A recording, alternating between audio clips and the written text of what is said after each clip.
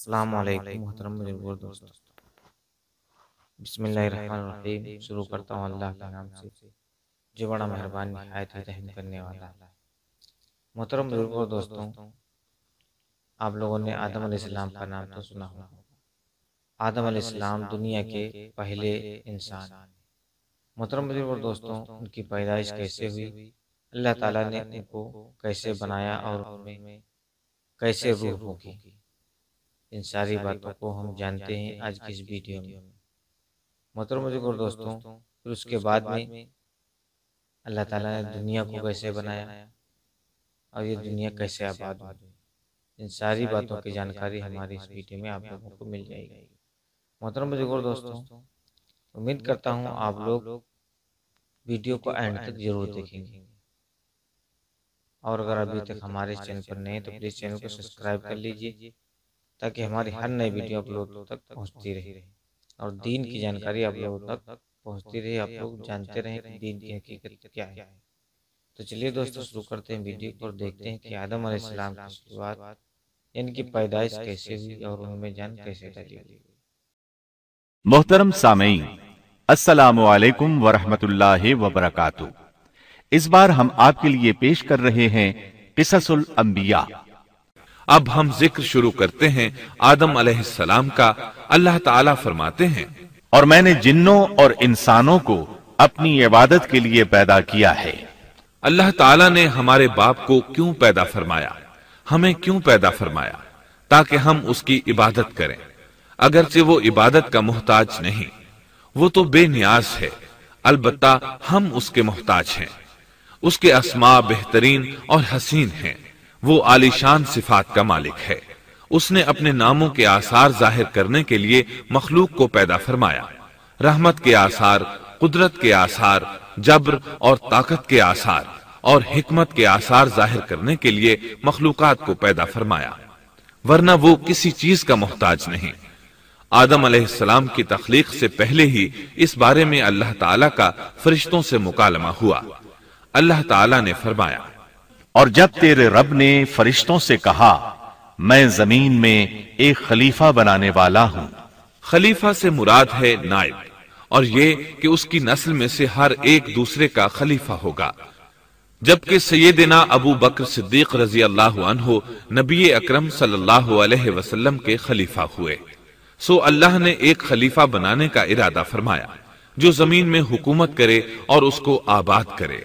اللہ تعالیٰ نے تمہیں زمین سے پیدا کیا اور اسی نے اس زمین میں تمہیں بسایا ہے۔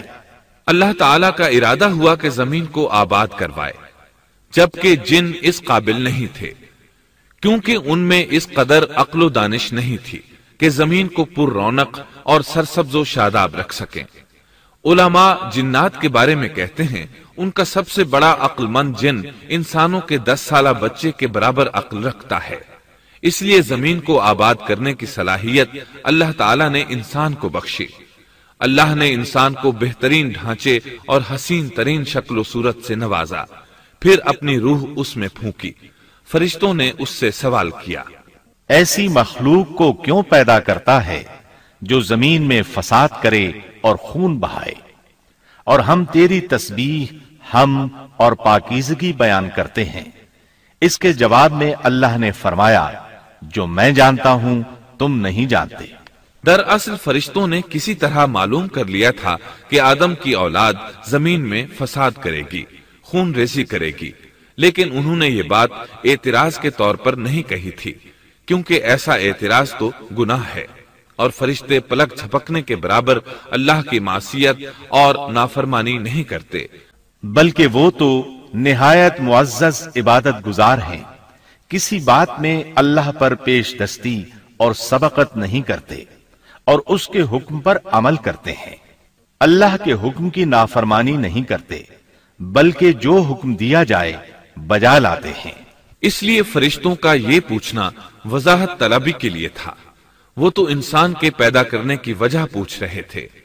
وہ زمین میں جنات کے اعمال اور کرتوت کا مشاہدہ کر چکے تھے، یعنی اللہ تعالیٰ نے انہیں پیدا کر کے اختیار دیا تو وہ فتنہ و فساد اور فسق و فجور میں مبتلا ہو گئے، اور اب ایک اور مخلوق زمین میں بسائی جا رہی تھی، تو اس بات کا امکان تھا کہ یہ مخلوق بھی ان کے نقش قدم پر چلے۔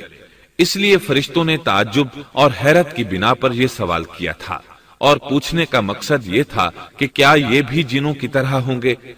اس طرح انہیں یہ خدشہ لاحق ہوا کہ شاید ان سے اللہ کی عبادت میں کوتاہی یا کمی واقع ہوئی ہے، جس کی وجہ سے اللہ کو نئی مخلوق پیدا کرنا پڑی۔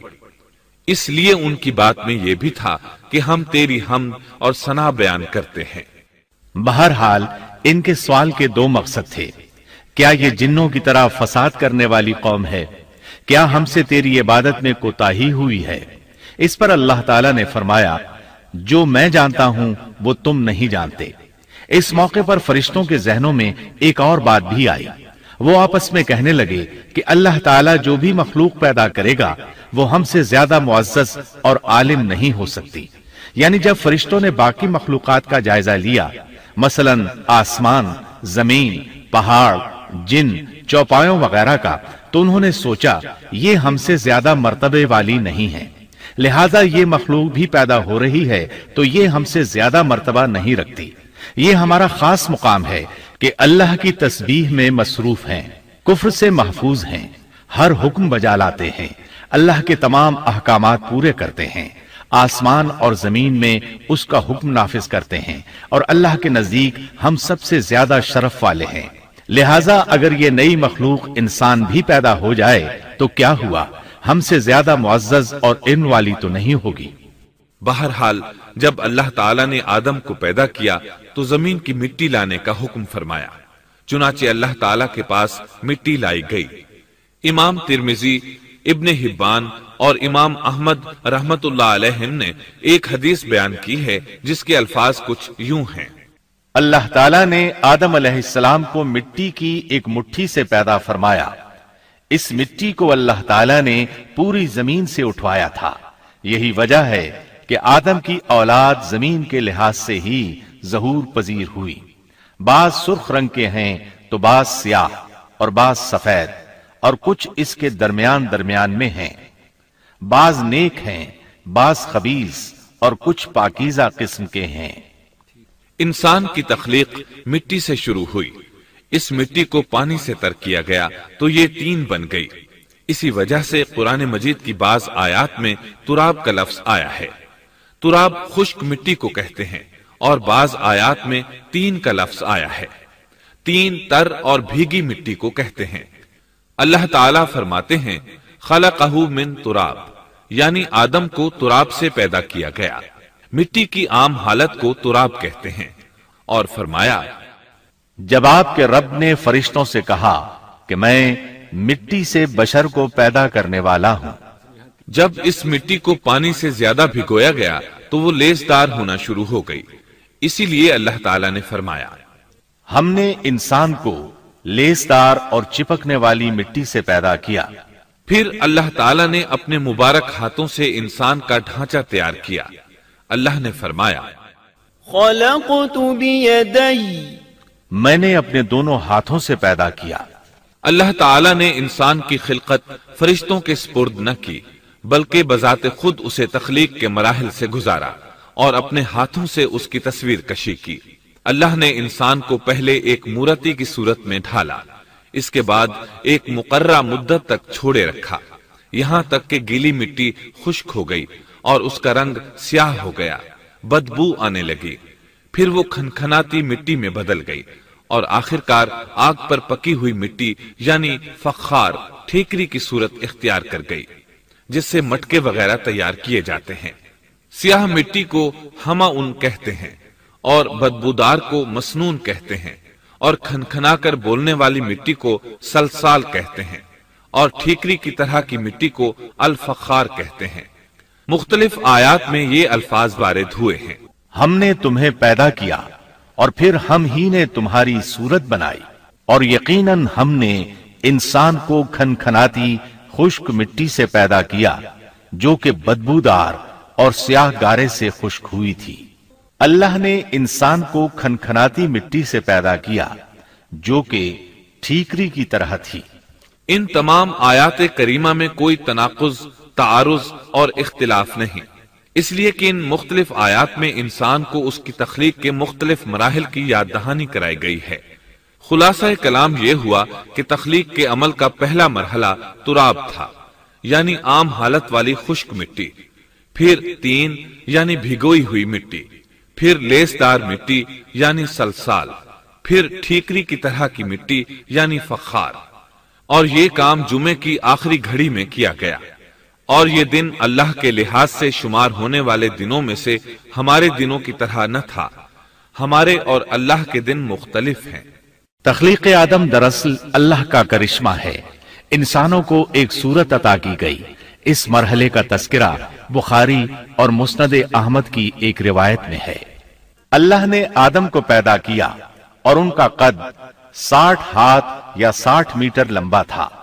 تمام جنتی لوگ اس قد آدم کے ساتھ جنت میں داخل ہوں گے، اور اس وقت سے لے کر آج تک مخلوق کا قد کم ہوتا چلا آ رہا ہے۔ بعد والے لوگ گزشتہ زمانے کے لوگوں سے ہمیشہ چھوٹے قد کے ہوتے چلے آ رہے ہیں۔ بہرحال سب سے پہلے اور سب سے لمبے انسان آدم علیہ السلام تھے۔ امام احمد نے منفرد طور پر ایک روایت بیان کی ہے۔ اس میں رسول اکرم صلی اللہ علیہ وسلم نے آدم علیہ السلام کی لمبائی 60 ہاتھ یعنی 60 میٹر اور چوڑائی 7 ہاتھ بیان فرمائی ہے۔ سبحان اللہ! سیدنا آدم کس قدر ضخیم اور عظیم مخلوق تھے۔ صحیح مسلم اور مسند احمد کی روایت میں ہے، اللہ نے آدم کو پیدا کیا تو اسے اپنی منشا کے مطابق کچھ عرصہ ڈھانچے کی صورت میں چھوڑے رکھا۔ ابلیس اس کے ارد گرد چکر لگانے لگا۔ اس نے دیکھا کہ وہ پیٹ والا ہے۔ وہ سمجھ گیا کہ یہ مخلوق اپنے آپ پر کنٹرول نہیں کر سکے گی۔ اس حدیث سے معلوم ہوتا ہے کہ انسانوں کی طرح جنات کا پیٹ نہیں ہے، صرف انسان ایسا ہے جس کا اندر والا حصہ کھوکھلا ہے۔ بہرحال اللہ نے انسان کو اس شکل و صورت میں پیدا فرمایا۔ آدم 40 راتیں مجسمے کی صورت میں پڑے رہے۔ جسم موجود تھا لیکن روح نہیں تھی۔ ابلیس آتا، اس ڈھانچے کو ٹھوکر لگاتا تو جسم سے ایسی آواز نکلتی جیسے خالی مٹکے پر ہاتھ مارنے سے نکلتی ہے۔ اسی لیے اللہ نے بھی فرمایا ہے کہ وہ کھنکھناتی مٹی سے پیدا کیے گئے۔ آدم علیہ السلام میں روح ڈالنے سے پہلے ایک مرتبہ فرشتوں کا ان کے پاس سے گزر ہوا تو وہ کچھ گھبرا سے گئے۔ ابلیس کو تو بہت زیادہ گھبراہٹ کا سامنا کرنا پڑا۔ وہ گزرتے ہوئے ٹھوکر مارتا اور کہتا، تجھے کسی خاص مقصد کے لیے پیدا کیا گیا ہے۔ یہ کہہ کر وہ آدم کے منہ میں داخل ہو جاتا اور کمر کے راستے باہر آ جاتا اور فرشتوں سے مخاطب ہو کر کہتا، اس سے گھبرانے کی کوئی ضرورت نہیں۔ اگر مجھے اس پر مسلط کر دیا گیا تو میں یقیناً اسے ہلاکت میں ڈال دوں گا، اور اگر اسے مجھ پر مسلط کر دیا گیا تو بلا شبہ میں اس کی نافرمانی کروں گا۔ اندازہ کیجئے وہ تعجب کر رہا ہے کہ انہیں کیوں پیدا کیا گیا ہے۔ اس کی آدم علیہ السلام سے دشمنی کس قدر پرانی ہے، گویا ابتدا ہی سے یہ عداوت پر ڈٹ گیا تھا۔ بہرحال اللہ نے آدم میں روح پھونکی۔ اس مضمون کو قرآن مجید میں جا بجا ذکر کیا گیا ہے۔ اللہ تعالیٰ فرماتے ہیں، جب میں اس کو ٹھیک ٹھاک کر لوں اور اس میں اپنی روح پھونک دوں تو تم سب اس کے سامنے سجدے میں گر پڑنا۔ ایک اور جگہ فرمایا، اللہ تعالیٰ کے نزدیک عیسیٰ علیہ السلام کی مثال ہو بہو آدم علیہ السلام کی مثال ہے۔ اللہ نے انہیں مٹی سے بنا کر کہا، ہو جا، وہ ہو گئے۔ اللہ نے آدم علیہ السلام کو مٹی سے پیدا کیا، اپنے ہاتھوں سے بنایا، پھر اس میں روح پھونکی۔ اس کا مفصل بیان احادیث میں موجود ہے۔ جب ان میں روح پھونکی گئی اور ابتدا میں روح جیسے ہی سر کے اندر داخل ہوئی، آدم علیہ السلام کو چھینک آ گئی۔ فرشتوں نے آدم علیہ السلام سے کہا، الحمدللہ کہیے۔ انہوں نے کہہ دیا۔ اللہ کی اس تعریف کے جواب میں اللہ تعالیٰ نے فرمایا، رحمک ربک، یعنی تجھ پر تیرا رب رحم فرمائے۔ سبحان اللہ! اللہ ذوالجلال والاکرام نے آدم علیہ السلام میں روح مکمل ہونے سے پہلے ہی انہیں اپنی رحمت سے سرفراز فرما دیا۔ بہرحال جب روح ان کی آنکھوں میں داخل ہوئی اور انہوں نے جنت کے پھلوں کو دیکھا تو ان میں غور و فکر کرنے لگے۔ جب روح پیٹ میں داخل ہوئی تو کھانے کی طلب محسوس ہوئی۔ ابھی روح ٹانگوں تک پہنچی نہیں اور کھانے کی خواہش پہلے ہی محسوس ہونے لگی۔ اس جلد بازی اور عجلت کی وجہ سے اللہ تعالیٰ نے فرمایا، انسان جلد باز مخلوق ہے۔ جب آدم علیہ السلام کو پیدا کر دیا گیا تو اللہ تعالیٰ نے ان کی پشت پر ہاتھ پھیرا۔ ہاتھ پھیرتے ہی ان کی پشت سے قیامت تک پیدا ہونے والے انسان باہر نکل آئے۔ آدم کی تمام اولاد ان کے سامنے ظاہر ہو گئی، اور یہ بات نہایت وضاحت اور صراحت کے ساتھ قرآن مجید اور احادیث مبارکہ میں موجود ہے۔ مسلم بن یسار رحمت اللہ علیہ بیان کرتے ہیں کہ سیدنا عمر بن خطاب رضی اللہ عنہ سے کسی نے اس آیت کریمہ کے بارے میں پوچھا، اور جب آپ کے رب نے اولاد آدم کی پشت سے ان کی اولاد کو نکالا اور ان سے انہی کے بارے میں اقرار لیا کہ کیا میں تمہارا رب نہیں، سب نے جواب دیا، ہاں کیوں نہیں، ہم سب گواہ بنتے ہیں، تاکہ تم لوگ قیامت کے روز یوں نہ کہو ہم تو اس سے محض بے خبر تھے، یا یوں کہو کہ پہلے پہلے شرک تو ہمارے بڑوں نے کیا اور ہم ان کے بعد ان کی نسل میں ہوئے، لہذا کیا تو ان غلط راہ والوں کے فعل پر ہمیں ہلاکت میں ڈالے گا؟ سیدنا عمر رضی اللہ عنہ نے اس شخص کے سوال کے جواب میں فرمایا، میں نے سنا ہے کہ رسول اللہ صلی اللہ علیہ وسلم فرما رہے تھے، اللہ نے آدم علیہ السلام کو پیدا کیا، پھر اپنے دائیں ہاتھ کو اس کی پشت پر پھیرا اور اس سے نسل انسانی کو باہر نکالا، اور ان کی طرف اشارہ کر کے فرمایا، میں نے انہیں جنت کے لیے پیدا کیا ہے اور یہ جنت والوں کے اعمال کریں گے۔ پھر اپنے ہاتھ کو دوبارہ آدم علیہ السلام کی پشت پر پھیرا اور اس سے نسل انسانی کو باہر نکالا، اور ان کی طرف اشارہ کر کے فرمایا، میں نے انہیں آگ کے لیے پیدا کیا ہے اور یہ آگ والوں کے اعمال کریں گے۔ اس پر ایک شخص نے نبی اکرم صلی اللہ علیہ وسلم سے سوال کیا، اے اللہ کے رسول صلی اللہ علیہ وسلم، تو پھر ہمارے اعمال کس حساب میں شمار ہوں گے؟ آپ نے جواب میں فرمایا، اللہ تعالیٰ جب کسی بندے کو جنت کے لیے پیدا کرتا ہے تو اس سے جنت والوں کے کام کرواتا ہے، حتیٰ کہ جنت والے اعمال میں سے ہی کسی عمل پر اس کا موت سے سامنا ہوتا ہے، اس وجہ سے اللہ اسے جنت میں داخل کرتا ہے، اور جب اللہ کسی بندے کو آگ کے لیے پیدا کرتا ہے تو اسے آگ والے اعمال پر لگا دیتا ہے، یہاں تک کہ وہ آگ والے اعمال میں سے کسی عمل پر مرتا ہے، اس کی وجہ سے اللہ اسے آگ میں داخل کر دیتا ہے۔ ہر شخص کے لیے اس کام میں آسانی پیدا کر دی جاتی ہے جس کے لیے وہ پیدا کیا گیا ہے۔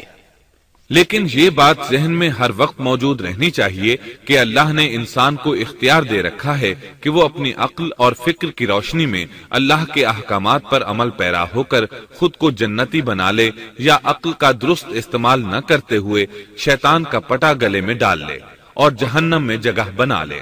یہ تو اللہ نے انسان کو اختیار دے رکھا ہے، اس کی مرضی کہ جنت والے اعمال کرے یا جہنم والے۔ ہر انسان میں دونوں طرف جانے کی طاقت اور صلاحیت موجود ہے۔ اللہ نے انسان کو مجبور نہیں بنایا، البتہ ہر انسان کو جو بھی رویہ اختیار کرنا تھا اللہ کو اس کا علم تھا، اور اس کا علم برحق ہے، قطعی ہے، اس میں کوئی غلطی نہیں ہو سکتی، اس لیے اس نے اپنے علم کے مطابق تقدیر لکھ دی۔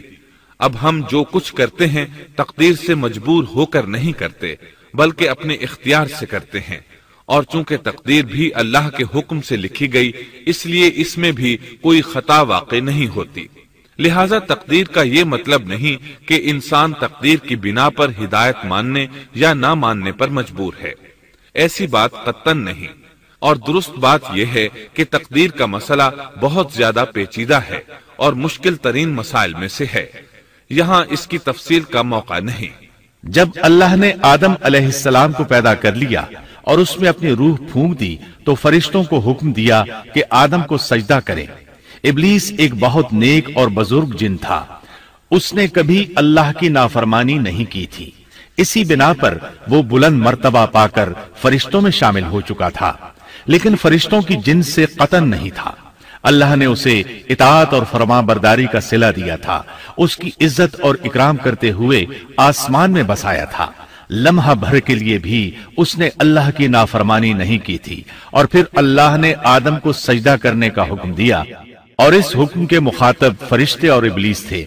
सिर्फ फरिश्तों के लिए यह हुक्म नहीं था, बल्कि इब्लीस भी इस हुक्म में शामिल था, क्योंकि अल्लाह ताला फरमाते हैं, और यकीनन हमने तुम्हें पैदा किया, फिर हम ही ने तुम्हारी सूरत बनाई।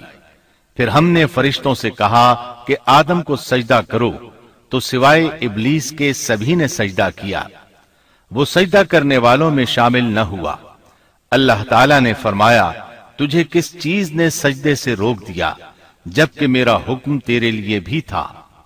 तो इससे साबित हुआ इस हुक्म में फरिश्तों के साथ इब्लीस भी शामिल था, क्योंकि कुरान में इज अमरतुक के अल्फाज हैं। इसका मतलब है कि मैंने तुझे हुक्म दिया था। और फिर इब्लीस ने जवाब में ये नहीं कहा कि तूने तो मुझे हुक्म ही नहीं दिया था, बल्कि उसने सजदा न करने की वजह ये बताई।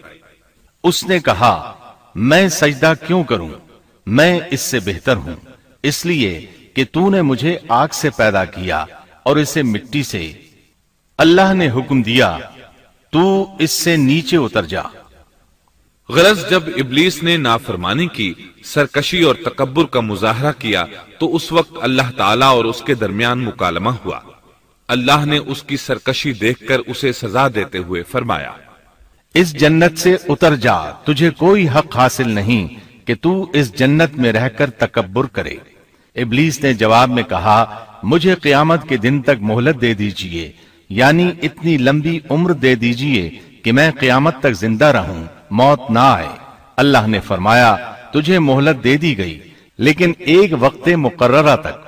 और जब शैतान इस तरफ से मुतमईन हो गया कि उसे मोहलत मिल गई, तब उसने कहा, चूंकि तूने मुझे गुमराह कर दिया है, इस वजह से मैं कसम खाता हूं कि मैं इंसानों की गुमराही के लिए तेरे सीधे रास्ते पर बैठ जाऊंगा। फिर उनके आगे से, उनके पीछे से, उनके दाएं से, उनके बाएं से उनके पास आऊंगा, और आप उनमें से अक्सर लोगों को शुक्रगुजार नहीं पाएंगे। अल्लाह ताला ने शैतान का रद्द करते हुए फरमाया, यहां से जलीलो ख्वार होकर निकल जा।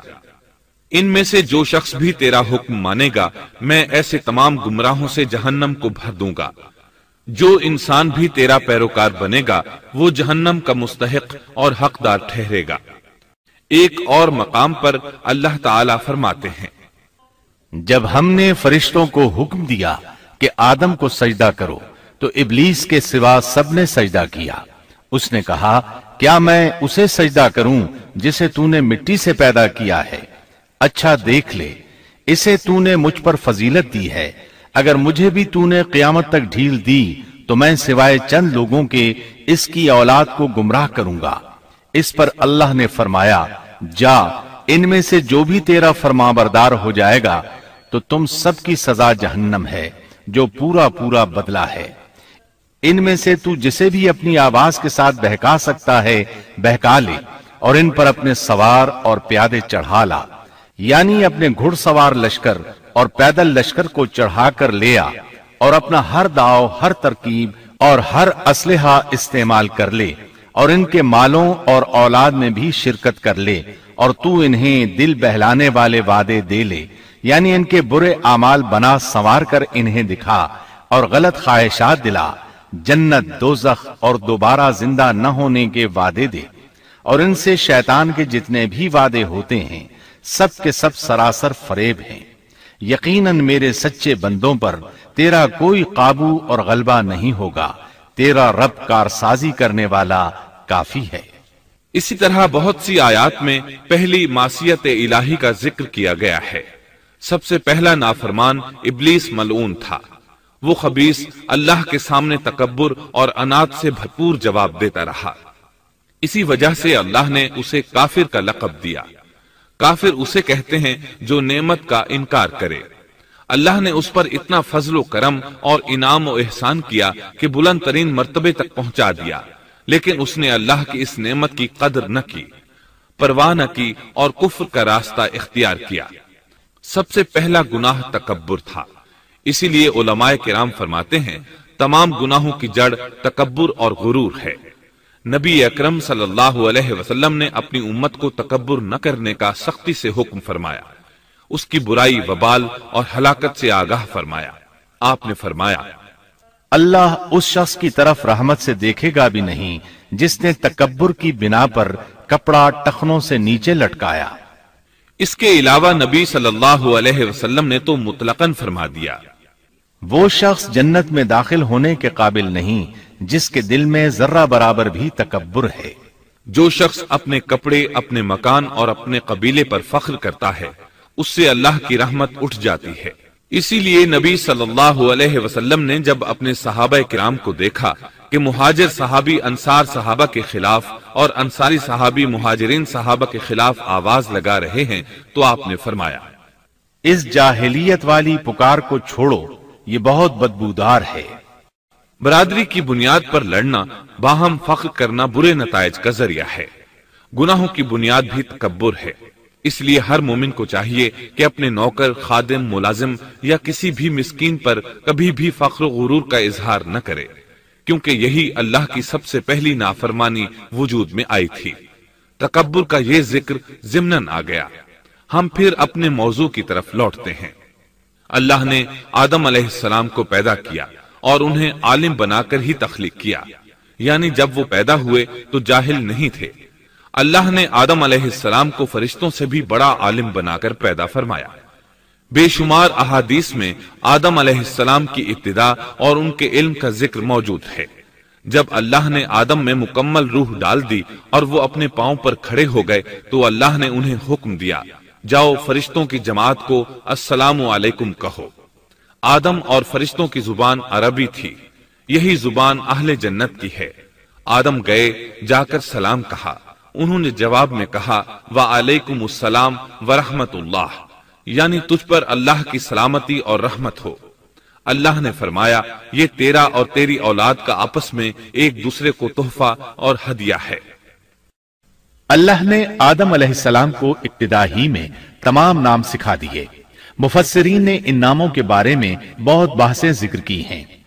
مضبوط موقف سیدنا عبداللہ بن عباس رضی اللہ عنہما کا ہے کہ اللہ نے آدم علیہ السلام کو ہر چیز کا نام سکھا دیا تھا۔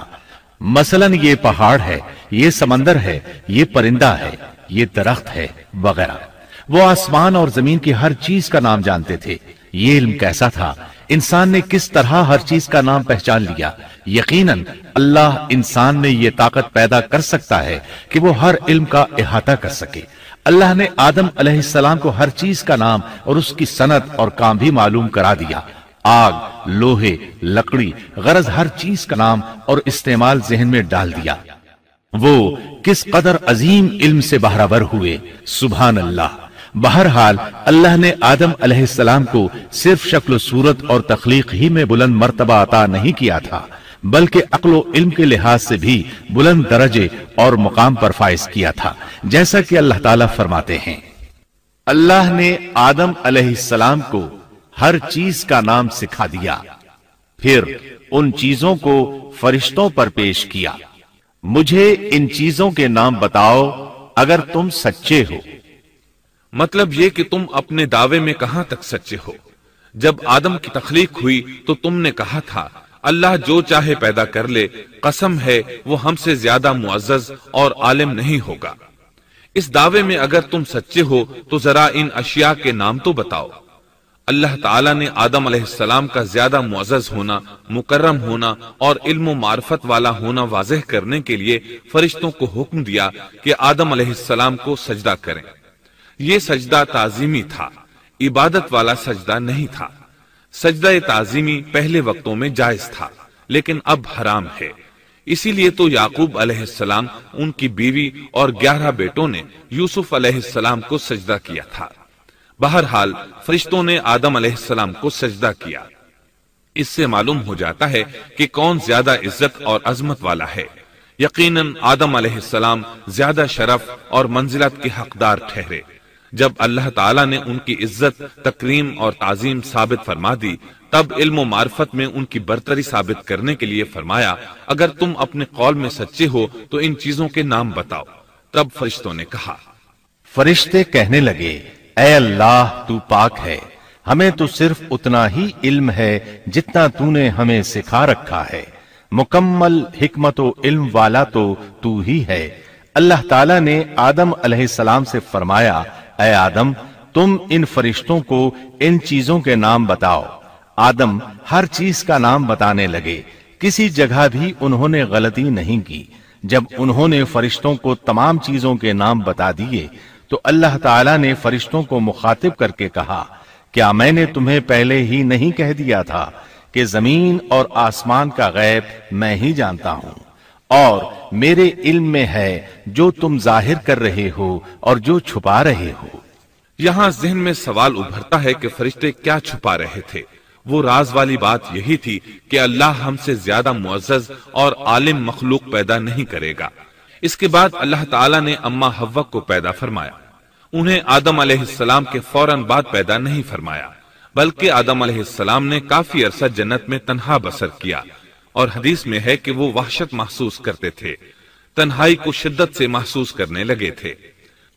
آخر کار ایک روز جب وہ سو رہے تھے تو اللہ تعالیٰ نے ان کی بائیں پسلی سے اماں حوا علیہ السلام کو پیدا فرمایا اور آدم علیہ السلام کا ہم سفر بنا دیا۔ اللہ فرماتے ہیں، اے لوگو اپنے اس پروردگار سے ڈر جاؤ جس نے تم سب کو ایک ہی جان سے پیدا کر ڈالا، اور اس جان یعنی آدم علیہ السلام سے ان کی بیوی کو پیدا کیا۔ آدم علیہ السلام کے وجود ہی سے حوا کا وجود بنایا گیا، وہ کوئی الگ مخلوق نہیں تھی۔ جب آدم علیہ السلام بیدار ہوئے تو انہوں نے اپنے قریب ایک عورت کو بیٹھے دیکھا، پوچھنے لگے، تم کون ہو؟ حوا علیہ السلام نے کہا، عورت۔ آدم علیہ السلام نے پھر پوچھا، تجھے کس لیے پیدا کیا گیا ہے؟ وہ بولی، آپ کے لیے، تاکہ آپ مجھ سے سکون اور انس حاصل کریں۔ جب فرشتوں نے آدم علیہ السلام کو ایک عورت سے باتیں کرتے دیکھا تو کہنے لگے، اب ایک اور نئی مخلوق پیدا کی گئی ہے۔ آدم علیہ السلام نے ان مخلوقات کا نام تو بتا دیا تھا جو مشہور و معروف تھیں، ان کا نام پوچھنا چاہیے۔ انہوں نے آدم علیہ السلام سے سوال کیا، انہوں نے فوراً جواب دیا، حوا، اس لیے کہ اللہ نے تو آپ کو ہر چیز کا نام سکھا دیا تھا۔ فرشتوں نے کہا، ان کا نام حوا کیوں رکھا گیا ہے؟ آدم علیہ السلام نے جواب دیا، اس لیے کہ اسے ایک زندہ چیز سے پیدا کیا گیا ہے، حیات کی نسبت سے حوا نام رکھا گیا۔ مسلم شریف میں ہے، سیدنا ابو ہریرہ رضی اللہ عنہ روایت کرتے ہیں کہ رسول اللہ صلی اللہ علیہ وسلم نے فرمایا، جو شخص اللہ اور آخرت کے دن پر ایمان رکھتا ہے، جب وہ کسی معاملے کے لیے حاضر ہو تو بھلائی والی بات کرے یا خاموش رہے، اور عورتوں کے بارے میں بھلائی کی وصیت حاصل کر لو، یعنی ان کے ساتھ اچھا سلوک کرو، کیونکہ عورت پسلی سے پیدا کی گئی ہے، اور پسلی میں زیادہ ٹیڑھا حصہ اوپر والا حصہ ہوتا ہے۔ اگر تم اس کو سیدھا کرنا چاہو گے تو توڑ ڈالو گے، اور اگر اس کو چھوڑ دو گے تو وہ اسی طرح ہمیشہ ٹیڑھی رہے گی۔ عورتوں کے بارے میں بھلائی کی وصیت حاصل کر لو۔ مطلب یہ کہ اسی حالت میں گزر بسر کرو، عورتوں کے بارے میں بھلائی کی وصیت حاصل کر لو۔ اس حدیث کا مطلب یہ ہے کہ عورتوں پر جبر کر کے زبردستی ان کی طبیعت کو بدلا نہیں جا سکتا، اور عورت ذات کو نہایت نرمی اور پیار سے رکھو۔ ان کی طبیعتوں میں ٹیڑھا پن ہے، وہ کبھی جذبات سے مغلوب ہو جاتی ہے اور عقل کھو بیٹھتی ہے۔ اگر کوئی اسے سیدھا کرنا چاہے تو اس سے لا تعلقی، دوری اور طلاق کی نوبت آ جائے گی۔ اگر اسے چھوڑ دو گے تو ٹیڑھا پن برقرار رہے گا۔ مرد کو بہت حوصلے سے اس صورتحال کو سنبھالنا چاہیے۔ احادیث میں سیدنا ابراہیم علیہ السلام کی زوجہ سیدہ سارہ علیہ السلام کا قصہ موجود ہے۔ وہ حوا علیہ السلام کے بعد کائنات کی سب سے زیادہ خوبصورت عورت تھی۔ احادیث سے یہ اشارہ ملتا ہے کہ حوا علیہ السلام ابتدائے انسانیت سے لے کر قیامت تک پیدا ہونے والی تمام عورتوں میں خوبصورت تھیں۔ اب ابلیس لگا اپنے وسوسے شروع کرنے۔ آدم اور حوا علیہ السلام دونوں اللہ کے حکم سے جنت میں تھے کہ شیطان نے انہیں پھسلانے کی کوشش شروع کر دی۔ اللہ تعالیٰ فرماتے ہیں، اور ہم نے کہہ دیا، اے آدم، تم اور تمہاری بیوی جنت میں رہو اور جہاں سے چاہو با فراغت کھاؤ۔ جنت بھی کیسی؟ اللہ فرماتے ہیں، وہ جنت کہ جس کی چوڑائی ہی آسمانوں اور زمین کے برابر ہے۔ سو اس جنت میں سے جو چاہو سو کھاؤ، کچھ بھی منع نہیں سوائے ایک درخت کے، چنانچہ ارشاد ہوا، اور ہم نے کہا اے آدم تم اور تمہاری بیوی جنت میں رہو، پھر جس جگہ سے چاہو بافراغت کھاؤ، اور اس درخت کے پاس مت جاؤ ورنہ ظالموں میں سے ہو جاؤ گے۔ ایک اور جگہ فرمایا، اور جب ہم نے فرشتوں سے کہا کہ آدم کو سجدہ کرو تو ابلیس کے سوا سب نے سجدہ کیا، ابلیس نے انکار کیا، تو ہم نے کہا اے آدم یہ تیرا اور تیری بیوی کا دشمن ہے، خیال رکھنا ایسا نہ ہو کہ وہ تم دونوں کو جنت سے نکلوا دے اور تو مصیبت میں پڑ جائے۔ یہاں تو تجھے آرام ہے، نہ تو بھوکا ہے اور نہ ننگا، اور نہ تو یہاں پیاسا ہوتا ہے، نہ دھوپ سے تکلیف اٹھاتا ہے۔ گویا اللہ نے سیدنا آدم علیہ السلام کو وسوسے سے پہلے ہی خبردار کر دیا تھا۔ ان آیات سے یہ بھی پتا چلا کہ انسان سے ابلیس کی عداوت اور دشمنی ابتدا ہی سے چلی آ رہی ہے، اور یہ بھی ثابت ہوا کہ جو لوگ کہتے ہیں کہ انسان ابتدا میں ننگا تھا ان کا قول صحیح نہیں، اس لیے کہ اللہ تعالیٰ نے جنت میں بھی آدم علیہ السلام پر لباس رکھا اور زمین میں بھی لباس نازل کر دیا، جیسا کہ اللہ تعالیٰ فرماتے ہیں، اے آدم کی اولاد ہم نے تم پر لباس کو نازل کیا جو تمہاری شرمگاہوں کو چھپاتا ہے اور زینت کا سبب بھی ہے، اور تقوی کا لباس اس سے بھی بہتر ہے۔ لہذا آدم ابتدا میں ننگے نہیں تھے، انہیں تو ننگے پن کا علم ہی نہیں تھا، نہ ہی ان کی بیوی کو برہنہ ہونے کا علم تھا۔ اللہ نے آدم علیہ السلام کو کامل نعمتوں سے نوازا، بھوک نہ پیاس، یہاں تک کہ پیاس کے اسباب سے بھی محفوظ، نہ گرمی اور نہ دھوپ، پھر بے انتہا حسن و جمال، مشقت نہ تکلیف، بدبختی نہ بدقسمتی۔ آدم اور حوا علیہ السلام کے دلوں میں وسوسہ ڈالنے کے بارے میں بھی قرآن نے روشنی ڈالی ہے۔ پھر شیطان نے ان دونوں کے دلوں میں وسوسہ ڈالا۔ یہ وسوسہ اس نے ان دونوں کو طمع دلانے کی صورت میں پورا کیا، اور یہ طمع دلائی کہ اس درخت کو کھانے سے ہمیشگی اور بقا ملتی ہے، اور کبھی نہ ختم ہونے والی بادشاہت حاصل ہوتی ہے، اور اس وسوسے کا مقصد یہ تھا تاکہ ان کا پردہ بدن جو ایک دوسرے سے پوشیدہ تھا دونوں کے روبرو بے پردہ کر دے۔ ان کی شرمگاہوں کو ننگا کرنے کے لیے اس نے ایسا کیا۔ وہ دونوں کپڑے میں ملبوس تھے، ستر ڈھانپ رکھا تھا۔ جب انہوں نے اس درخت سے کھایا تو لباس نیچے گر گیا، دونوں برہنہ ہو گئے۔ یہی شیطان چاہتا تھا کہ انہیں برہنہ کر دے، اللہ کی نافرمانی پر اکسائے۔ ارشاد ہوتا ہے، شیطان نے انہیں وسوسہ ڈالا، کہنے لگا اے آدم کیا میں تجھے دائمی زندگی کا درخت اور وہ بادشاہت نہ بتلا دوں جو کبھی پرانی نہ ہو؟ جب تم اس درخت سے کھاؤ گے تو ہمیشہ زندہ رہنے والے بن جاؤ گے اور زبردست بادشاہت حاصل کر لو گے۔ اس نے یہ تمنا بھی دلائی۔ تمہارے رب نے تم دونوں کو اس درخت سے اس لیے منع کیا ہے کہ تم دونوں فرشتے نہ بن جاؤ یا ہمیشہ زندہ رہنے والے نہ بن جاؤ۔ یعنی تم اس درخت سے کھا لو گے تو فرشتے بن جاؤ گے اور ہمیشہ قائم دائم رہو گے۔ پھر وہ وسوسہ ڈالتے ہوئے جھوٹی قسمیں کھانے لگا، جیسا کہ ارشاد ہوتا ہے، اور ان دونوں کے روبرو قسمیں کھانے لگا کہ یقین آ جائے میں آپ کا خیر خواہ ہوں۔ اللہ کی قسم کھانے لگا، اور اس وقت سے جھوٹی قسموں کی ابتدا ہوئی۔ اس نے ان دونوں کو فریب دے کر بہکا لیا، جیسا کہ فرمایا فَدَلَّاهُمَا بِغُرُورٍ، یعنی دھوکے سے انہیں پھسلایا، حالانکہ انہیں کسی چیز کی کمی نہیں تھی۔ بھلا وہاں کیا محتاجی ہو سکتی تھی؟ جنت میں سکون سے زندگی بسر کر رہے تھے، جنت سے بڑھ کر کیا چاہیے؟ ہمیشہ کے لیے جنت مل چکی تھی۔ اللہ تعالیٰ فرماتے ہیں، ان دونوں نے جب درخت کو چکھا دونوں کا پردہ بدن ایک دوسرے کے روبرو کھل گیا، دونوں اپنے بدنوں پر درختوں کے پتے جوڑ جوڑ کر رکھنے لگے۔ کپڑے اترنے پر دونوں کو حیا آئی، اس لیے کہ انسان کی فطرت میں برہنہ ہونے کی ناپسندیدگی شامل ہے۔ برہنہ ہو گئے تو کوئی لباس نہیں تھا، اس لیے درختوں کے پتے جوڑ کر جسم ڈھانپنے لگے۔ حدیث میں آیا ہے، آدم بھاگنے لگے تو اللہ نے پکارا، آدم مجھ سے بھاگتے ہو؟ آدم بولے اللہ میں شرم کی بنا پر بھاگ رہا ہوں، اور اس وجہ سے کہ تیرے سامنے برہنہ کیسے رہوں، پھر یہ کہ نافرمانی کا ارتکاب بھی کر چکا ہوں۔ یہاں ایک سوال پیدا ہوتا ہے، دونوں میں سے پہلے کھانے والا کون تھا؟ اس بارے میں راجح قول یہ ہے کہ وہ حوا علیہ السلام تھی۔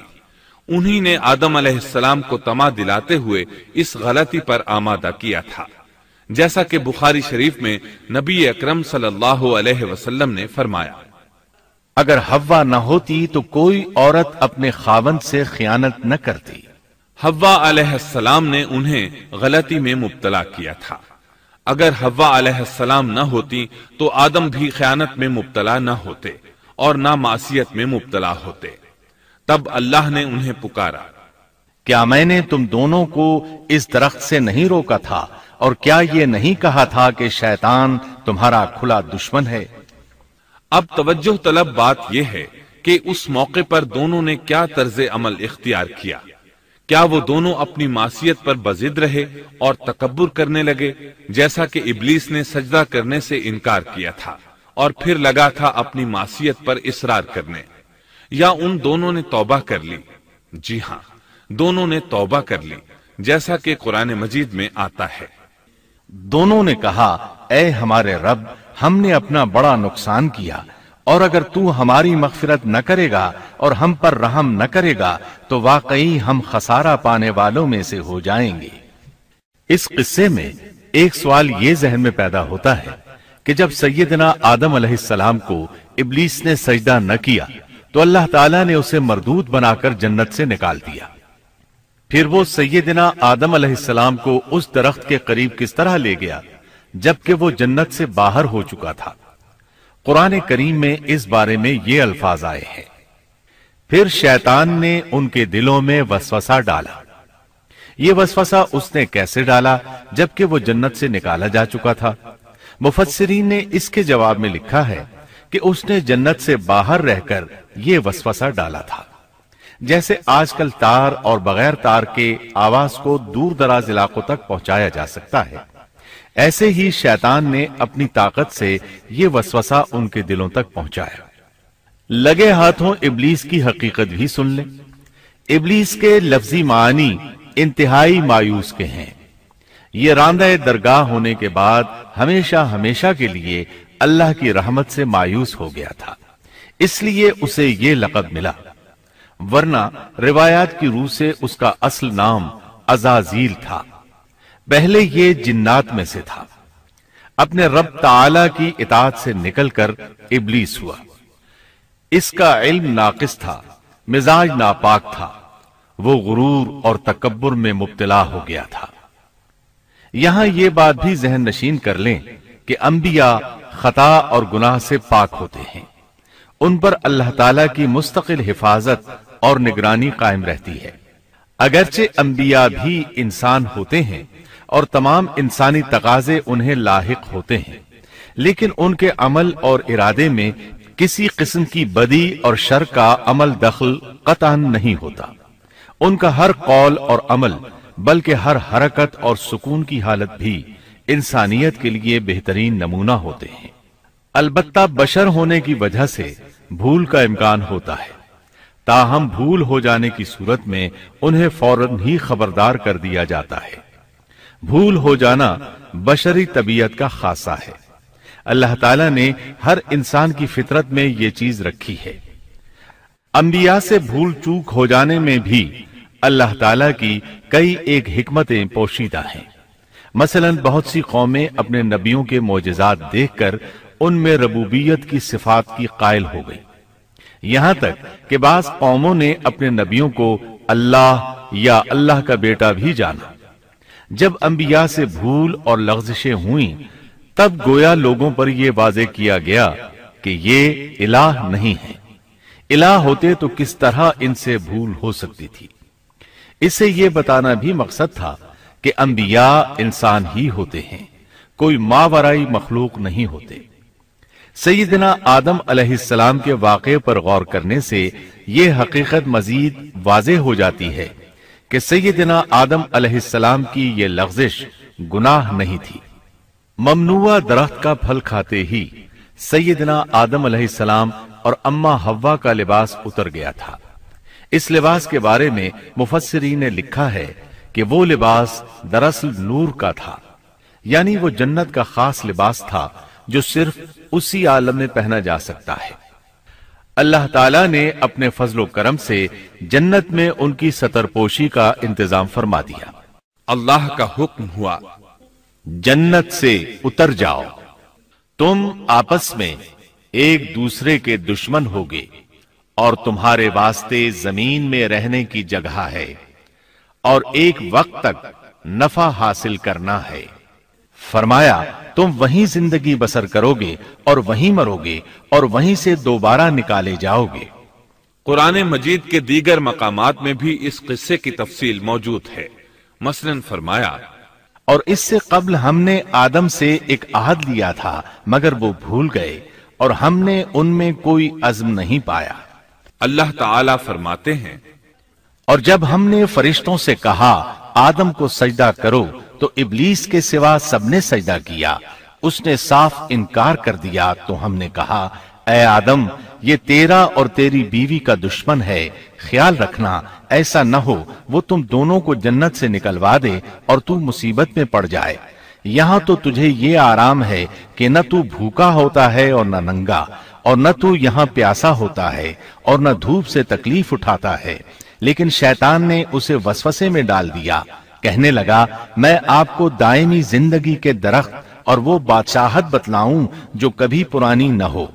چنانچہ ان دونوں نے اس درخت سے کھایا، پس ان کے ستر کھل گئے اور وہ بہشت کے پتے اپنے اوپر چپکانے لگے۔ آدم نے اپنے رب کی نافرمانی کی، پس بہک گیا۔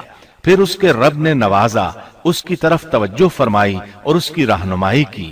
حکم ہوا تم دونوں یہاں سے اتر جاؤ، تم آپس میں ایک دوسرے کے دشمن ہو۔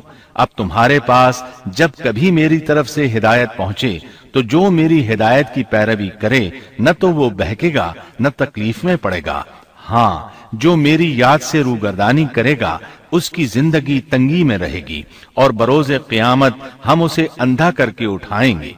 آدم علیہ السلام زمین پر اترے اور اپنے رب سے توبہ کے کلمات سیکھ لیے۔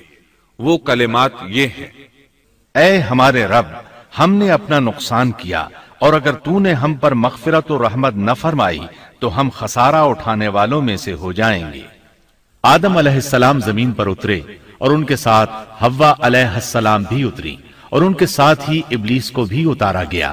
یہ کس جگہ پر اترے اس بارے میں اختلاف پایا جاتا ہے، لیکن ابن عباس رضی اللہ عنہ کی بات راجح محسوس ہوتی ہے کہ آدم علیہ السلام کو ہند میں اور حوا علیہ السلام کو جدے میں اتارا گیا۔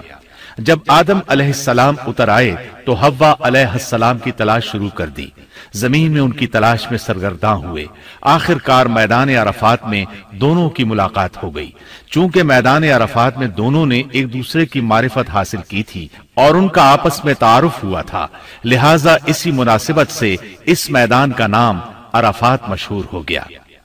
پھر اللہ تعالیٰ نے زمین کے اندر انسانوں کو پھیلانا شروع کیا اور زمین کو مردوں اور عورتوں سے آباد کر دیا۔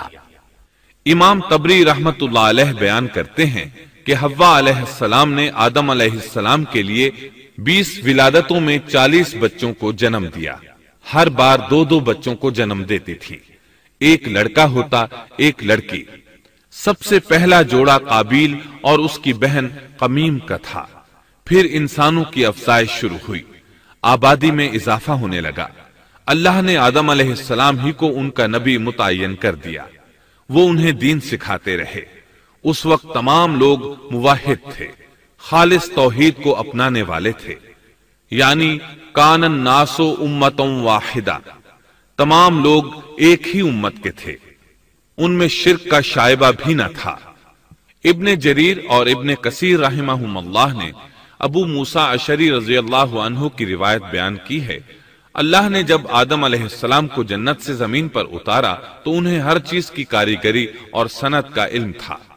جب وہ اترے تو عالم بھی تھے، لباس میں ملبوس بھی تھے، کام کاج کے تمام طریقوں سے باخبر بھی تھے، لوہے، آگ، لکڑی اور کپڑے کے استعمال سے بھی بخوبی واقف تھے۔ ہمارے برعکس وہ ان کاموں کو اپنی ابتدا ہی سے جان چکے تھے، کیونکہ ہم سب لوگوں کا حال یہ ہے کہ جب تک سکھایا نہ جائے ہمیں کچھ نہیں آتا۔ آج کے دور میں بعض افریقی قبائل کے افراد وحشیانہ اور غیر مہذب زندگی گزارتے ہیں۔ علماء کا کہنا ہے کہ یہ لوگ زمین پر رہنے والوں میں سے گمراہ ترین انسان ہیں۔ انہوں نے بہترین زندگی ضائع کر دی اور گھٹیا زندگی کو پسند کیا۔ تہذیب و تمدن کا آغاز چونکہ ابتدائے آفرینش سے ہے، اس لیے ہر انسان کی فطرت میں تہذیب کی سوجھ بوجھ موجود ہے۔ بہرحال آدم علیہ السلام کے بعد انسانی مخلوق کی تعداد روز بروز بڑھتی چلی گئی اور انسانی کمزوریوں کی بنا پر گناہ شروع ہو گئے۔ زمین پر سب سے پہلے ہونے والی معصیت قابیل کے ہاتھوں اپنے بھائی حابیل کے قتل کی صورت میں سامنے آئی۔ اللہ تعالیٰ نے قرآن مجید میں قابیل اور اس کے بھائی حابیل کا قصہ بیان کیا ہے۔ قابیل قرخت اور درشت طبیعت کا مالک تھا، جبکہ اس کا بھائی حابیل رحم دل اور نرم طبیعت تھا۔ قابیل کھیتی باڑی کرتا تھا اور حابیل مویشی چراتا تھا۔ حابیل کے نرم دل ہونے کی ایک وجہ اس کا بکریاں چرانا تھا، کیونکہ ایک چرواہا اپنی بکری کو بھوکا دیکھ کر اسے چارہ کھلائے بغیر نہیں رہتا، نہیں وہ کسی بکری کو پیاسا دیکھ کر اسے بھول جاتا ہے۔ اپنے جانور پر اس کی طاقت سے زیادہ بوجھ بھی نہیں لادتا۔ بنی نوع انسان کی تعداد میں اضافے کے لیے اس وقت ایسا قانون تھا جو اب حرام ہے، اور وہ ہے بہن کے ساتھ نکاح۔ چونکہ اس وقت کے سب لوگ آدم علیہ السلام کی حقیقی اولاد تھے اور آپس میں بہن بھائی تھے، اس لیے اس وقت کی شریعت کی روح سے قابیل اپنے ساتھ جڑواں پیدا ہونے والی بہن کے سوا کسی دوسری بہن سے شادی کر سکتا تھا، اور اسی طرح حابیل اپنے ساتھ جڑواں پیدا ہونے والی بہن کے علاوہ کسی دوسری بہن سے شادی کر سکتا تھا۔ اس کی صورت یہ تھی کہ قابیل کی شادی حابیل کی بہن سے ہو اور حابیل کی شادی قابیل کی بہن سے ہو، لیکن ہوا یہ کہ حابیل کی بہن خوبصورتی میں قابیل کی بہن سے کم تھی، اس لیے قابیل نے حابیل کی بہن سے شادی کرنے سے انکار کر دیا اور اپنی جڑواں بہن سے شادی کی خواہش ظاہر کی، لیکن ایسا کرنا آدم علیہ السلام کی شریعت میں حرام تھا۔ آپ نبی بھی تھے اور رسول بھی۔ رسول اور نبی میں فرق یہ ہے کہ رسول پر شریعت اور احکام نازل ہوتے ہیں، لیکن نبی پر شریعت نازل نہیں ہوتی، البتہ اس کی طرف وحی نازل ہوتی ہے اور معجزات عطا کیے جاتے ہیں، جبکہ شریعت صرف رسولوں ہی پر نازل کی جاتی ہے۔ آدم علیہ السلام بھی چونکہ رسول تھے، اس لیے ان کی شریعت میں یہ قانون تھا کہ کوئی شخص اپنے ساتھ جڑواں پیدا ہونے والی بہن کے ساتھ شادی نہیں کر سکتا۔ قابیل اس شرعی حکم کی وجہ سے غضبناک ہو گیا۔ اس نے تعجب کا اظہار کرتے ہوئے اس قانون کو ماننے سے انکار کر دیا۔ آدم علیہ السلام نے ان دونوں کے درمیان فیصلہ کرتے ہوئے انہیں حکم دیا کہ دونوں اللہ کے حضور ایک ہدیہ پیش کریں۔ ہدیہ اس جانور کو کہتے ہیں جسے اللہ کے نام پر ذبح کر کے فقراء میں تقسیم کر دیا جائے۔ اس سے مقصود اللہ کے لیے اپنی نیت کو خالص کرنا ہوتا ہے۔ اس عمل کو قربانی کہا جاتا ہے۔ آدم علیہ السلام کے زمانے میں قربانی کا جو قانون تھا اس کے قبول ہونے کی نشانی طے تھی، اور وہ یہ کہ آسمان سے ایک آگ نمودار ہوتی اور اس قربانی کو جلا دیتی۔ اس کا مطلب تھا قربانی قبول ہو چکی ہے، اور اگر آگ قربانی کو نہ جلاتی تو سمجھ لیا جاتا کہ قربانی قبول نہیں ہوئی۔ آخر قربانی کا دن آ پہنچا۔ حابیل نے اپنے مویشیوں میں سے ایک بہترین جانور لیا اور قربان گاہ میں لا کر اللہ کے حضور پیش کر دیا۔ دوسری طرف قابیل نے اپنی کھیتی کے غلے میں سے ردی قسم کا غلہ قربانی کے لیے پیش کیا۔ دوسرے دن دونوں قربان گاہ پہنچے تو انہوں نے دیکھا کہ حابیل کی قربانی قبول ہو چکی ہے، جبکہ قابیل کی قربانی کو آگ نے چھوا تک نہیں تھا۔ یہ دیکھ کر قابیل حابیل پر غضبناک ہوا۔ شیطان نے بھی اسے وسوسے میں مبتلا کیا کہ اپنے بھائی کو قتل کر دے۔ اس نے اپنے بھائی حابیل کو جان سے مار ڈالنے کا پختہ ارادہ کر لیا۔ اس وقت تک روئے زمین پر کوئی انسان قتل نہیں ہوا تھا۔ انسانی تاریخ میں یہ پہلا قتل ہے جس کا ارتکاب قابیل نے کیا۔ وہ اپنے بھائی حابیل کے پاس گیا اور اس سے بولا میں تجھے قتل کر دوں گا۔ جواب میں حابیل نے کہا اگر تو مجھے قتل کرنے کی کوشش کرے گا تو میں اپنے دفاع میں ہاتھ نہیں اٹھاؤں گا، اس لیے کہ میں چاہتا ہوں تو اپنے دیگر گناہوں کے ساتھ میرے قتل کا گناہ بھی اٹھا لے، تیرے گناہ زیادہ ہو جائیں۔ چنانچہ ایک تاریک رات میں حابیل سویا ہوا تھا کہ قابیل ایک بڑا سا پتھر اٹھا کر اس کے پاس آیا۔ اس نے وہ پتھر اپنے بھائی کے سر پر دے مارا، اس طرح اس نے حابیل کو قتل کر دیا، روئے زمین پر قتل کی ابتدا کر دی، زمین کو پہلے خون سے رنگ دیا۔ تاریخ انسانی میں یہ سب سے پہلا جرم تھا جو قابیل کے ہاتھوں ہوا۔ قتل تو وہ کر بیٹھا، اب حیران اور پریشان ہوا کہ اس کی لاش کا کیا کرے۔ اس وقت تک نسل انسانی موت سے بھی دوچار نہیں ہوئی تھی۔ آدم علیہ السلام کی اولاد میں سے اس وقت تک کوئی فوت نہیں ہوا تھا، اس لیے قابیل کو معلوم نہیں تھا کہ مردے کے ساتھ کیا کیا جائے۔ اسی کشمکش کے عالم میں اس نے بھائی کی لاش کو کمر پر اٹھا لیا اور چل پڑا۔ چلا جا رہا تھا کہ اللہ نے 2 کوے بھیجے، دونوں کوے آپس میں لڑ پڑے، ایک نے دوسرے کو ہلاک کر دیا۔ اب زندہ کوا مٹی کھودنے لگا، اس طرح اس نے ایک گڑھا تیار کر لیا، مردہ کوے کو اس میں رکھا اور اوپر مٹی ڈال دی۔ اس طرح قابیل کو دفن کا طریقہ معلوم ہوا، اس نے بھی گڑھا کھودا اور حابیل کی لاش کو اس میں دبا دیا۔ وہ اپنے کیے پر نادم ضرور تھا، لیکن اس نے اللہ سے معافی نہ مانگی، جبکہ انسان کے لیے ضروری ہے کہ اس سے کوئی گناہ ہو جائے تو اللہ سے معافی مانگے۔ قابیل اور حابیل کے درمیان جو مکالمہ ہوا، اللہ تعالیٰ نے اس کا ذکر سورہ مائدہ آیت 27 تا 29 میں کیا ہے۔ اللہ فرماتے ہیں آدم علیہ السلام کے دونوں بیٹوں کا کھرا کھرا حال بھی انہیں سنا دو۔ ان دونوں نے ایک نذرانہ پیش کیا، ان میں سے ایک ہی نذر تو قبول ہو گئی اور دوسرے کی قبول نہ ہوئی تو وہ کہنے لگا میں تجھے مار ہی ڈالوں گا۔ اس نے کہا اللہ تقوی والوں ہی کا عمل قبول کرتا ہے، گو تو میرے قتل کے لیے دسترازی کرے لیکن میں تیرے قتل کے لیے ہرگز اپنا ہاتھ نہیں بڑھاؤں گا۔ میں تو اللہ تعالی پروردگار عالم سے خوف کھاتا ہوں، میں تو چاہتا ہوں کہ تو میرا گناہ اور اپنا گناہ اپنے سر پر رکھ لے اور دوزخیوں میں شامل ہو جائے، ظالموں کا یہی بدلہ ہے۔ اس کا مطلب یہ تھا کہ تیرے اور گناہوں کے ساتھ میرے قتل کا گناہ بھی تیرے ذمہ لگے اور تو ظالموں میں سے ہو جائے۔ حابیل کے قتل کے بعد قابیل پر جو گزری اس کا ذکر اللہ نے سورہ مائدہ آیت 30 اور 31 میں کیا ہے۔ پس اسے اس کے نفس نے اپنے بھائی کے قتل پر آمادہ کر دیا اور اس نے اسے قتل کر ڈالا، اس سے وہ نقصان والوں میں سے ہو گیا۔ پھر اللہ تعالیٰ نے ایک کوے کو بھیجا جو زمین کھود رہا تھا تاکہ اسے دکھائے کہ وہ کس طرح اپنے بھائی کی ناش کو چھپا سکتا ہے۔ وہ کہنے لگا ہائے افسوس، کیا میں ایسا کرنے سے بھی گیا گزرا ہو گیا کہ اس کوے کی طرح اپنے بھائی کی لاش کو دفنا دیتا۔ پھر تو بڑا ہی پشیمان اور شرمندہ ہوا۔ امام احمد، ترمذی اور ابو داود نے سیدنا سعد بن ابی وقاص رضی اللہ عنہ سے روایت کی ہے کہ انہوں نے سیدنا عثمان رضی اللہ عنہ کی شہادت کے فتنے کے وقت فرمایا میں گواہی دیتا ہوں کہ رسول اکرم صلی اللہ علیہ وسلم نے فرمایا تھا ایک بہت بڑا فتنہ رونما ہوگا، اس میں بیٹھنے والا کھڑے ہونے والے سے بہتر ہوگا اور کھڑا ہونے والا چلنے والے سے بہتر ہوگا اور چلنے والا دوڑنے والے سے بہتر ہوگا۔ کسی نے کہا اگر کوئی میرے گھر میں داخل ہو کر میری طرف ہاتھ بڑھائے تاکہ وہ مجھے قتل کر دے تو آپ صلی اللہ علیہ وسلم نے فرمایا تو آدم علیہ السلام کے بیٹے کی طرح قتل ہو جا، یعنی اس فتنے میں قتل ہو جانا، حابیل کی سنت پر عمل کرتے ہوئے خود ہاتھ نہ اٹھانا، قاتل کہلانے کی بجائے مقتول ہونے کو پسند کرنا۔ اسی طرح مسند احمد کی ایک روایت میں ہے رسول اللہ صلی اللہ علیہ وسلم نے فرمایا دنیا میں جب بھی کوئی ظلم سے قتل ہوتا ہے تو اس کا گناہ آدم علیہ السلام کے پہلے بیٹے قابیل کی گردن پر ضرور ہوتا ہے، اس لیے کہ وہ پہلا شخص ہے جس نے ظالمانہ قتل کی ابتدا کی اور یہ ناپاک طریقہ جاری کیا۔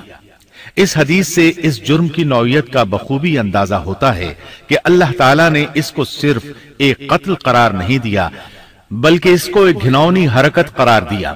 قیامت تک آنے والے لوگ جو اس گناہ کے مرتکب ہوں گے ان کا کچھ گناہ قابیل کے حساب میں ڈالا جائے گا۔ حابیل کو قتل کرنے کے بعد قابیل نے اپنی بیوی کو ساتھ لیا اور دور دراز نرم زمین کے پاس جا کر رہائش پذیر ہو گیا اور آدم علیہ السلام کے سامنے تک نہ ہوا۔ آدم علیہ السلام پہاڑوں کے قریب ایک بستی میں رہ رہے تھے، یہ ان سے بہت دور جا بسا تھا۔ اس طرح قابیل کا آدم علیہ السلام سے رابطہ بالکل ختم ہو گیا اور اس سے ایک نئی نسل کی ابتدا ہوئی۔ فحاشی اور اریانی کو ان کے ہاں عروج حاصل تھا۔ عبادت یہ لوگ اگرچہ اللہ ہی کی کرتے تھے لیکن آدم علیہ السلام کی شریعت کے خلاف بے حیائی کے دل دادا تھے۔ تقوی کی قلت، احکام الہی کی نافرمانی اور فحاشی کا فروغ ان کے شب و روز کا معمول تھا۔ اس کے بعد لوگ دو گروہوں میں تقسیم ہو گئے۔ شریر اور برے لوگ قابیل کے ساتھ مل گئے اور آدم علیہ السلام کے دیگر بیٹے اور نیک لوگ آدم علیہ السلام کے ساتھ مل گئے۔ آدم علیہ السلام 960 سال زندہ رہے۔ ان کی کل عمر تو 1000 سال تھی لیکن 40 سال کم کر دی گئی۔ سیدنا ابو ہریرہ رضی اللہ عنہ بیان کرتے ہیں کہ رسول اللہ صلی اللہ علیہ وسلم نے فرمایا، جب اللہ نے آدم علیہ السلام کو پیدا فرمایا تو ان کی پیٹھ پر ہاتھ پھیرا۔ اس طرح قیامت تک جتنے انسان پیدا ہونے والے تھے ان کی روحیں وجود میں آ گئیں۔ پھر ہر انسان کی آنکھوں کے درمیان ایک نور رکھ کر آدم علیہ السلام کے سامنے پیش کیا۔ انہوں نے پوچھا، یا اللہ یہ کون ہے؟ اللہ نے فرمایا، یہ تیری اولاد ہے۔ ان میں سے ایک کی پیشانی کی چمک آدم علیہ السلام کو بہت اچھی لگی۔ انہوں نے پوچھا، یا اللہ یہ کون ہے؟ جواب ملا، یہ تیری اولاد میں سے بہت دور جا کر ہیں، ان کا نام داؤد ہے۔ پوچھا، ان کی عمر کتنی ہے؟ فرمایا 60 سال۔ آدم علیہ السلام کہنے لگے، یا اللہ 40 سال میری عمر میں سے ان کی عمر میں شامل کر دے۔ اس سلسلے میں دوسری روایت یوں آئی ہے، جب آدم علیہ السلام کی روح قبض کرنے کے لیے فرشتہ آیا تو وہ کہنے لگے، میری عمر میں تو ابھی 40 سال باقی ہیں۔ اس وقت ان کی عمر 960 سال تھی۔ انبیاء اپنی عمر سے واقف ہوتے ہیں۔ فرشتے نے کہا، کیا آپ کو یاد نہیں آپ نے اپنی عمر کے 40 سال اپنی اولاد داؤد کو ہبہ کر دیے تھے؟ رسول اللہ صلی اللہ علیہ وسلم نے فرمایا، چونکہ آدم علیہ السلام نے انکار کیا تو ان کی اولاد بھی انکار کی عادی ہے۔ آدم علیہ السلام خود بھول گئے، ان کی اولاد بھی بھولتی ہے۔ آدم علیہ السلام نے خطا کی، ان کی اولاد بھی خطا کرتی ہے۔ حابیل کے قتل کے بعد اللہ تعالیٰ نے آدم اور حوا علیہم السلام کو اس کا نعم البدل عطا کیا۔ اس کا نام انہوں نے شیس رکھا۔ شیس کا مطلب ہے اللہ کا دیا ہوا تحفہ۔ حابیل کے قتل پر آدم اور حوا علیہم السلام دونوں بہت غمگین ہوئے، اس لیے اللہ نے بدلے میں انہیں شیس علیہ السلام عطا فرمائے۔ سیدنا ابو ذر غفاری رضی اللہ عنہ سے مروی ایک صحیح حدیث میں ہے کہ رسول اللہ صلی اللہ علیہ وسلم نے فرمایا، اللہ تعالیٰ نے 104 صحیفے نازل فرمائے، ان میں سے 50 صحیفے شیس علیہ السلام پر نازل ہوئے۔ ان صحیفوں میں ایسے قوانین، اصول اور ضابطے تھے جن سے انسانیت کی زندگی منظم ہوتی ہے۔ شیس علیہ السلام نے آدم علیہ السلام سے علم حاصل کیا، لیکن آدم علیہ السلام کا تمام علم وہ حاصل نہ کر سکے، اس لیے کہ آدم علیہ السلام نے بالمشافہہ اللہ تعالیٰ سے علم حاصل کیا تھا اور بہت سی اشیاء کا علم اللہ تعالیٰ نے انہیں سکھا دیا تھا، اس لیے وہ تمام علماء سے بڑھ کر عالم تھے۔ شیس علیہ السلام نے آدم علیہ السلام سے علوم سیکھ کر لوگوں کو سکھائے۔ لوگوں نے ان سے مختلف علوم، فنون اور پیشے سیکھے۔ انہیں شہروں میں رہنے سہنے کے بارے میں تعلیم دی، دن رات کے حسابات سے انہیں آگاہ کیا اور انہیں بتایا کہ کن اوقات میں وہ اللہ کی عبادت کریں اور عبادت کے طریقے انہیں سکھائے۔ احادیث میں اس کی وضاحت ملتی ہے۔ امام احمد رحمت اللہ علیہ بیان کرتے ہیں کہ ابو زمعہ سعدی کہتے ہیں کہ انہوں نے مدینے میں ایک شیخ کو لوگوں سے کلام کرتے دیکھا تو ان کے متعلق پوچھا، یہ کون شخص ہے؟ لوگوں نے بتایا کہ یہ ابی بن کعب رضی اللہ عنہ ہیں، بڑے صحابہ میں ان کا شمار ہوتا ہے، تمام مسلمانوں سے بڑھ کر قرآن اور اس کی تفسیر کے عالم ہیں۔ ابو زمعہ فرماتے ہیں کہ ابی بن کعب رضی اللہ عنہ اس وقت یہ واقعہ بیان کر رہے تھے کہ جب آدم علیہ السلام کی وفات کا وقت قریب آیا تو انہوں نے اپنے بیٹوں سے فرمایا، میرا جنت کے پھل کھانے کو جی چاہتا ہے۔ جنت کے پھل دنیاوی پھلوں جیسے ہی ہوتے ہیں، سیب، انار، انگور، یہ سب جنت میں موجود تھے۔ جنت کے اور دنیا کے پھلوں میں فرق یہ ہے کہ دنیاوی پھل بدبودار ہو جاتے ہیں، جبکہ جنتی پھل کبھی بدبودار نہیں ہوتے۔ اسی طرح دنیاوی پھلوں کا ذائقہ عارضی ہوتا ہے، جبکہ جنتی پھلوں کا ذائقہ ہمیشہ برقرار رہتا ہے۔ اس لیے آدم علیہ السلام نے چاہا کہ وہ جنت کے پھل کھائیں، چنانچہ ان کے بیٹے تلاش میں نکل گئے۔ انہوں نے اپنے ساتھ کلہاڑے، کدالیں اور ٹوکریاں لے لی۔ راستے میں انہیں فرشتے ملے، ان کے پاس آدم علیہ السلام کا کفن اور خوشبو وغیرہ تھی۔ انہوں نے پوچھا، آدم کے بیٹو، کس چیز کی تلاش میں ہو؟ کہاں جا رہے ہو؟ انہوں نے جواب میں کہا، ہمارے والد مریض ہیں، انہیں جنت کے پھلوں کی خواہش ہے۔ فرشتے ان کے سامنے انسانی شکل میں آئے تھے، ان کی بات سن کر بولے، واپس جاؤ، تمہارے والد فوت ہونے کے قریب ہیں، اب ان میں اتنی طاقت نہیں رہی کہ پھل کھا سکیں۔ جب فرشتے آدم علیہ السلام کی روح قبض کرنے کے لیے آئے تو حوا علیہ السلام نے انہیں پہچان لیا۔ وہ بلند آواز سے آدم علیہ السلام کو پکارنے لگیں، ان کے ساتھ چمڑ گئیں۔ آدم علیہ السلام بولے، مجھ سے الگ ہو جاؤ، پہلے بھی مجھے تمہاری وجہ سے مصیبت پہنچی تھی، میرے اور میرے رب کے فرشتوں کے درمیان سے ہٹ جاؤ۔ پھر فرشتوں نے آدم علیہ السلام کی روح قبض کی، انہیں غسل دیا، کفن پہنایا، خوشبو لگائی، آپ کی قبر کھودی، پھر انہوں نے آدم علیہ السلام کی نماز جنازہ ادا کی۔ اس کے بعد انہیں قبر میں اتارا، پھر اوپر مٹی ڈال دی اور بولے، آدم کے بیٹو، تمہارے لیے یہی طریقہ ہے۔ اس وقت تک لوگ کفن دفن کے احکامات سے واقف نہیں تھے، انہیں علم نہ تھا کہ قابیل نے اپنے بھائی کو کیسے دفن کیا تھا، اس لیے فرشتوں کو بھیجا گیا تاکہ تدفین کا طریقہ بتا دیں۔ تو اس طرح انسان کو دفن کرنے کا طریقہ معلوم ہوا جو فرشتے لے کر آئے تھے۔ آدم علیہ السلام نے اپنی 960 سال کی مکمل زندگی میں سوائے اس درخت کا پھل کھانے کے اور کوئی خطا نہیں کی۔ یہ تھا ہمارے باپ سیدنا آدم علیہ السلام کا اسوہ اور سیرت طیبہ کا حال۔ آپ کی وفات کے 1 سال بعد حوا علیہ السلام بھی وفات پا گئیں۔ Thanks for watching. Don't forget to like, comment, share and subscribe to